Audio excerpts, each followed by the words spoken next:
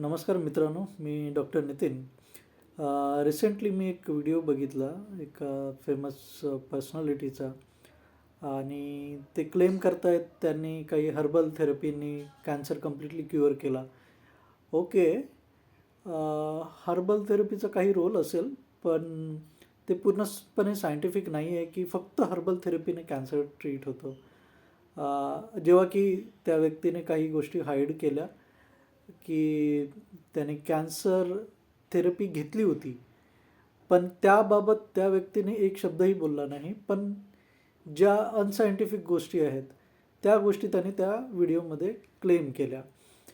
तर मला असं वाटतं की जे आजचे सुशिक्षित लोक आहेत ते अवेअर होतील या गोष्टीने आणि स्वतः काळजी घेतील आणि कॅन्सर ट्रीटमेंट आपली अवॉइड करणार नाही.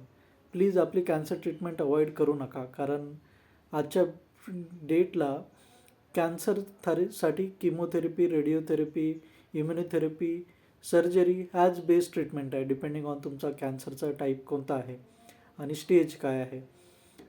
पण तुम्हाला तुमचे हर्बल थेरपी किंवा काही आयुर्वेदिक थेरपी घ्यायचे आहेत, तुम्ही घ्या, त्या फॉलो करा, पण डॉक्टरांच्या सल्ल्याने.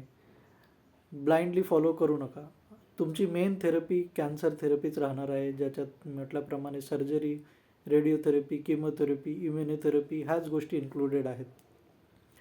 बाकीच्या गोष्टी फूड सप्लिमेंट्स किंवा इतर जे काही असतील ते तुमच्यासाठी ॲडिशनल गोष्टी आहेत, त्यात तुमच्या मेन ट्रीटमेंटला रिप्लेसमेंट नाही आहेत. आणि राहिला प्रश्न अशा इन्फ्लुएन्सर्सचा जे त्यांचा इन्फ्लुएन्सचा वापर करून लोकांपर्यंत मिसइन्फॉर्मेशन प्रोव्हाइड करतात आणि ज्याला बरेचसे लोक बळी पडतात आणि ते त्यांची कॅन्सर थेरपी किंवा कॅन्सर ट्रीटमेंट घेत नाही. तशा लोकांसाठी मला असं वाटतं की एकच उपाय आहे. जे पण पॉलिटिशियन्स आहेत, जे पण गव्हर्मेंट ऑफिशियल किंवा ब्युरोक्रॅट्स आहेत किंवा असे इन्फ्लुएन्सर्स आहेत, सेलिब्रिटीज आहेत, त्या लोकांना मॅन्डेटरी करण्यात यावं.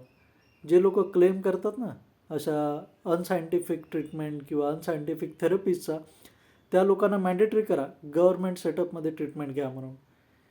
त्यावेळेस दोन गोष्टी होतील. एक तर त्यांना चांगला धडा मिळेल की मिसइन्फॉर्मेशन प्रोव्हाइड केल्याने काय होतं, आणि होऊ शकतं त्यानिमित्ताने गव्हर्मेंट फॅसिलिटीमधल्या जे पण काही सेटअप आहे तो इम्प्रूव्ह होईल, योग्य वेळेवर थेरपी येतील. आज गव्हर्मेंट सेटअप का इम्प्रूव्ह होत नाही? गव्हर्मेंटमध्ये मेडिसिन, ऑक्सिजनचा सप्लाय वेळेवर का होत नाही आणि सामान्य माणसाला का बळी पडावं लागतं? कारण तिथे पॉलिटिशियन किंवा जे काही सरकारी अधिकारी आहेत, ऑफिशियल्स आहेत, ब्युरोक्रॅट्स आहेत, कलेक्टर्स आहेत, त्यांना ट्रीटमेंट घ्यावी लागत नाही. ते त्यांच्या ट्रीटमेंटसाठी फॉरेनला जातात किंवा एखाद्या प्रायव्हेट हॉस्पिटलमध्ये ॲज अ VIP म्हणून ट्रीटमेंट घेतात. त्यामुळे ऑब्व्हियसली तुमच्या गव्हर्मेंट हॉस्पिटल सेटअपमध्ये काही सुधारणा होणार नाही, कितीही गव्हर्मेंटचे प्रोजेक्ट्स येऊ दे किंवा कोणत्याही योजना येऊ दे.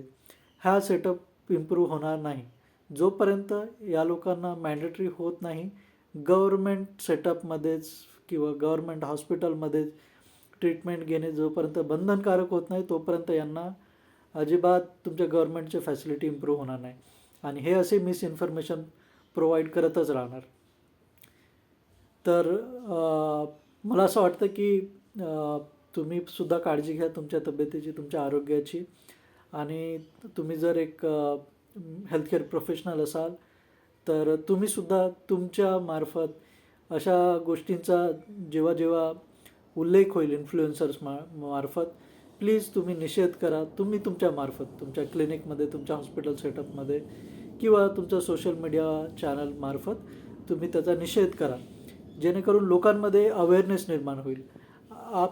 माझा उद्देश त्या लोकांना पनिश करणे किंवा इन्फ्लुएन्सर लोकांना धडा शिकवणे हा नाही, तर जे लोक बिचारे ज्यांच्यापर्यंत ही मिसइन्फॉर्मेशन पोहोचते त्या लोकांना हार्म होण्यापासून वाचवणे हा या व्हिडिओचा उद्देश आहे.